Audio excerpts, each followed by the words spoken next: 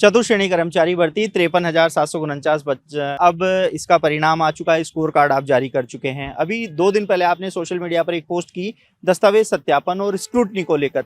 Sir, अभ्यर्थी अब DV की मांग कर रहे हैं, कब तक संभावना है, कब तक स्क्रूटनी? नहीं, जैसा मैंने बताया भी था कि मेरी इससे बात हुई थी विभाग अध्यक्ष से इसके बारे में, और उसका प्लान उन्होंने ऑलरेडी बना लिया है किस तरह से इसकी डॉक्यूमेंट वेरिफिकेशन करनी चतुर्श्रेणी की। और जितना मुझे समझ में आया, उनका प्लान है कि अगले महीने के यानी कि फरवरी के सेकंड सप्ताह में, दूसरे हफ्ते में उसका स्क्रूटनी फॉर्म भरवाना शुरू करेंगे। तो अब इसका प्रयास चल रहा है। एग्जैक्ट डिटेल्स हमको जैसे ही विभाग से प्राप्त होंगी, क्योंकि डॉक्यूमेंट वेरिफिकेशन विभाग की उनके कार्य क्षेत्र में आता है, तो जैसे हमको डिटेल्स मालूम होंगी हम उसके बारे में सूचना दे देंगे। और मुझे उम्मीद है कि शीघ्र ही अगले महीने के मध्य तक स्क्रूटनी फॉर्म भरना शुरू हो जाना चाहिए।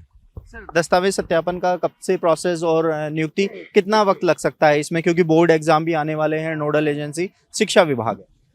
देखिए, इसमें काफ़ी बड़ी संख्या जिनका डॉक्यूमेंट वेरिफिकेशन होना है।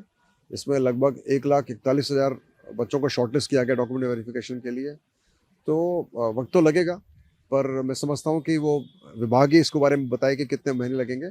लेकिन एक मोटा मोटी एक हिसाब लगाया जाए तो अप्रैल के अंत तक या मई के मध्य तक इसका डीवी चल सकता है। और उसके बाद फिर रिजल्ट आने में तो ज़्यादा टाइम लगेगा नहीं, क्योंकि तो कंप्यूटराइज प्रोसेस होता है। यदि उसमें ज़्यादा लोग प्रोविजनल नहीं है और रिजल्ट उनका जो डीवी का जो रिपोर्ट है काफ़ी क्लियर है, तो हम जल्दी रिजल्ट निकाल देंगे। सर, ऐसी बहुत सारी विडो महिलाओं का मेरे पास फ़ोन आया कि सर, हम पढ़े लिखे नहीं हैं, जानकारी के अभाव में ई ऑप्शन 10% से ज़्यादा हमने छोड़ दिए हैं। इसकी वजह से वो डिस्क्वालीफाई हो गए हैं।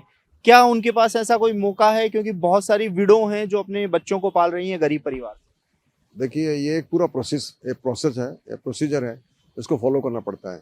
हम इसके नियम अलग से नहीं बना सकते किसी भी कैटेगरी के लिए। तो जो नियम है वो नियम है, जिसके अनुसार यदि आपने 10% ज़्यादा आपने प्रश्न छोड़ दिए हैं, आपने ई ऑप्शन भी नहीं भरा है, कोई भी ऑप्शन नहीं भरा है, तो आप डिस्क्वालीफाई जाते हो। तो उसको नियम को बदलना संभव नहीं हो पाएगा अभी।